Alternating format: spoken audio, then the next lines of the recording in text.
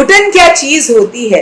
घुटन क्या चीज होती है पूछो उस बच्चे से जो काम करता है रोज रोटी कमाने के लिए खिलौनों की दुकान पर। नमस्कार, सुस्वागतम, वेलकम, अभिनंदन। मैं हूं आपके साथ आपकी अपनी होस्टेस दोस्त डॉक्टर वाय राखी। आपका स्वागत अभिनंदन करती हूँ। मतलब एक बच्चा जिसकी खिलौनों से खेलने की उम्र है, लेकिन रोटी खाने के लिए वो खिलौनों की दुकान पर खेल रहा है, काम कर रहा है, खेलते हुए बच्चों को देख रहा है और वो खिलौनों से खेल नहीं पा रहा।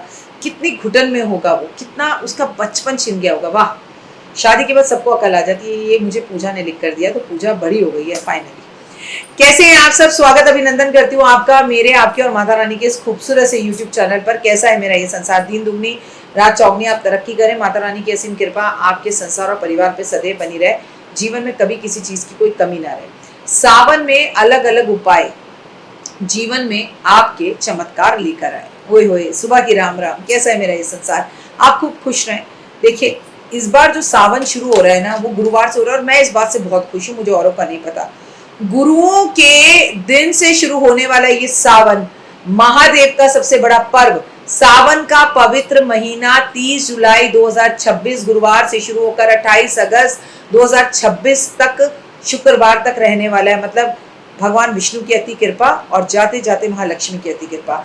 मतलब आप पूरे महीने जो फल करेंगे, सेवा करेंगे, जो आप संस्कार करेंगे, उसका फल महालक्ष्मी आपको जाते जाते अगस्त के महीने में देंगी, है ना। कार्यक्रम की शुरुआत हमेशा की तरह बिलीव इन करना।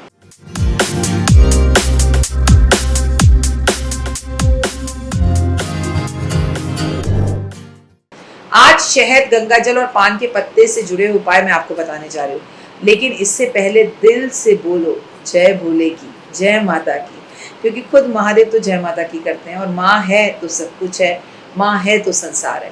सबसे पहले सावन में शहद के उपाय मैं आपको बताऊंगी।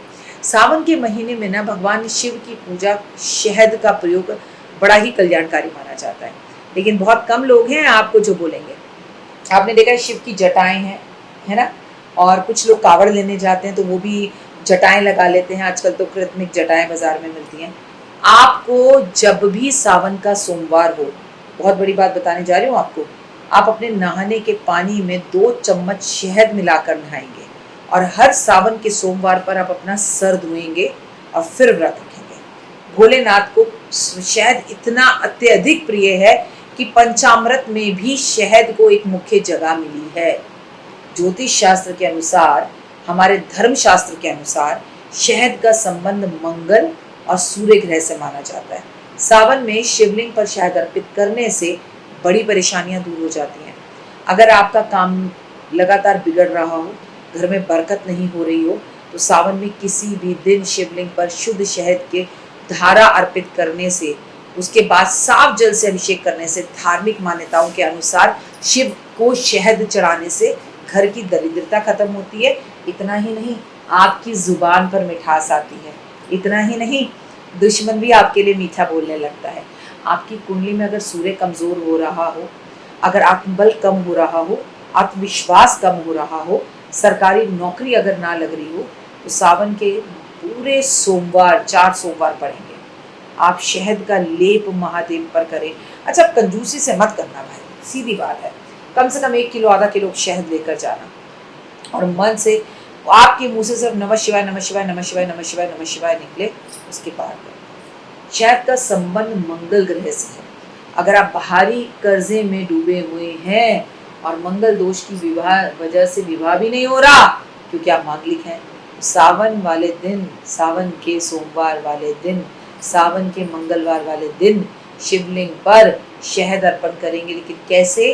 पान के पत्ते पर शहद रखा, शिवलिंग पे चिपका दिया, पान के पत्ते पे शहद रखा, शिवलिंग पर चिपका दिया, पान के पत्ते पे शहद रखा, शिवलिंग पे चिपका दिया। घर में किसी को कोई भी गंभीर बीमारी है तो सावन के महीने में महामृत्युंजय का जाप और लगातार 1 टन, मतलब एक टीन होता है ना, टीन नहीं, टन ज्यादा हो जाएगा, एक टीन लेकर उसको लोटे भर भर के शहद अर्पित किया जाए। जो व्यक्ति ऐसा है जिसे जवाब दे दिया गया है कि वो जीवित नहीं रहेगा, 1 टीन पूरा का पूरा शहद अर्पित किया जाए, वेस्ट नहीं होगा। नीचे बड़ी परात रखी जाए, फिर इसकी शीशियाँ भरी जाए और इन शीशियों का प्रयोग किया जा सकता है। इस शहद को तन पर लगाने के लिए प्रयोग किया जा सकता है। इस शहद को आप ऐसी जगह पर अर्पित कर सकते हैं जहाँ चींटियाँ हों और इसे खा सकें, क्योंकि शिवलिंग पर चढ़े हुए शहद को आप तो प्रसाद के रूप में खा नहीं सकते। सावन में गंगा जल को उपयोग। सावन के महीने में शिवलिंग पर गंगा जल अर्पित करना सबसे अधिक महत्वपूर्ण है। मान्यता है कि भगवान शिव गंगा जल चढ़ाने से सबसे ज़्यादा पसंद होता है, उन्हें प्रिय है।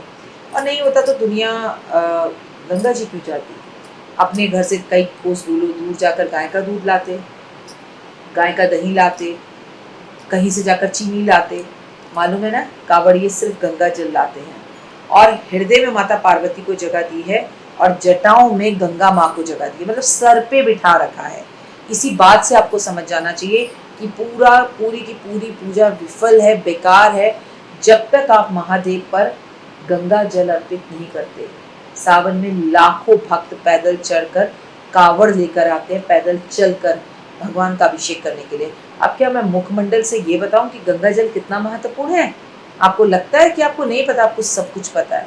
अगर ये बेल पत्र महादेव पर गंगा जल में डुबोकर अर्पित किया जाए तो इसका महत्व करोड़ों गुना बढ़ जाता है। अगर आपके विवाहित जीवन में अनबन है या आपको हर समय मानसिक तनाव, घबराहट महसूस होती है, तो सावन के महीने में हर सोमवार शिवलिंग पर शुद्ध गंगा जल अर्पित करना शुरू करिए। विवाहित जीवन की परेशानियां दूर होंगी और गंगा जल पीना शुरू करिए। अगर मैं शास्त्रों की बात करूं तो गंगा जल अमृत के समान है, जो कभी सभी प्रकार के विकारों को, तकलीफों को दूर करता है। और महामृत्युंजय का जाप कर पीतल के पात्र में शिवलिंग पर गंगा जल अर्पित किया जाए तो पुराने रोग खत्म होते हैं। अगर पूरे सावन एक लोटा गंगा जल पीपल के पेड़ पर चढ़ाया जाए तो भी आपके रोग दोष कष्ट खत्म होते हैं। अगर आपके घर में कोई ऐसा जिद्दी इंसान है जो बात ही नहीं सुनता, उसे कहो चल इधर तो वो चलता है उधर, उसे गंगा जल पिलाना सावन में शुरू करिए, वो व्यक्ति आपकी बात सुनना शुरू कर देगा। जीवन में अनजाने में हुए पापों के पश्चाताप के लिए, उनकी गलतियों की माफ़ी के लिए, आध्यात्मिक उन्नति के लिए, मानसिक शांति के लिए शिवलिंग को गंगा जल से स्नान कराना ही चाहिए। घर में अक्सर झगड़े रहते हैं, धन की कमी बनी रहती है, तो सावन में रोज सुबह अपने घर में गंगा जल छिड़कना ही चाहिए। वास्तु दोष भी समाप्त होता है और कलेश भी खत्म होते हैं। अब बात करते हैं सावन में पान के पत्तों की। सावन के इस पावन महीने में पान के पत्तों की अगर मैं बात करूं तो बुध करे सब सुख। सबसे पहले तो ये पान का पत्ता और पान का भोग स्वयं गणपति जी को लगाइए, उन्हें बेहद पसंद है। अगर शिव जी के मंदिर में 5 दिए रोज पान के पत्ते पर रख कर जला दिए जाएं तो महादेव की कृपा से आपके बड़े रोग, कष्ट, तकलीफें दूर होते हैं। अगर आपको कोई ज़रूरी काम लंबे समय से अटका हुआ है, नौकरी व्यापार में बाधा है, तो सोमवार वाले दिन शिव और पार्वती का पूरी अच्छे तरीके से अभिषेक पूजा कीजिए और फिर मीठे पान का भोग लगा दीजिए। सभी बाधाएं दूर हो जाएगी, हरि की अति कृपा तुम पर होगी और महादेव की होगी। आपके जीवन में लगातार परेशानियां आ रही हैं, तो घर में बरकत नहीं रहती, तो सावन के सोमवार को एक साफ सा प्यारा सा डंडी वाला पान का पत्ता ले और उसे धोकर साफ कर उस पर पीला टीका लगाएं। फिर ओम नमः शिवाय भोलेनाथ का नाम लेकर उस पत्ते को महादेव पर अर्पित कर दीजिए, खासकर माता पार्वती पर। आपको ना पान के पत्ते पर दीपक जलाना है, पान के पत्ते पे शहद रखकर महादेव को अर्पण करना है। पान के पत्ते पर आपको जो है मीठी बर्फी सफ़ेद दूध की बनी हुई या कलाकंद भगवान को भोग लगाना है। आप जीवन में बहुत खुश रहेंगे। लेकिन जो लोग किसी ऐसे तकलीफ से जुड़े हुए हैं जिसका कोई एस्ट्रोलॉजर नाम ही नहीं लेता, तो पान के पत्ते पर आप रोज बर्फी रखिए और जाकर ये पान का पत्ता चींटियों को खाने के लिए दे दीजिए। पूरे सावन करिए, हर मनोकामना पूर्ण होगी, जीवन अच्छा होगा। घर में हमेशा तनाव का माहौल रहता है, तो परिवार के सदस्यों को एक दूसरे को पान जरूर खिलाना चाहिए। और आपको मजे की बात बताऊं, मैंने तो अपने घर में पान का पत्ता पेड़ लगा रखा है।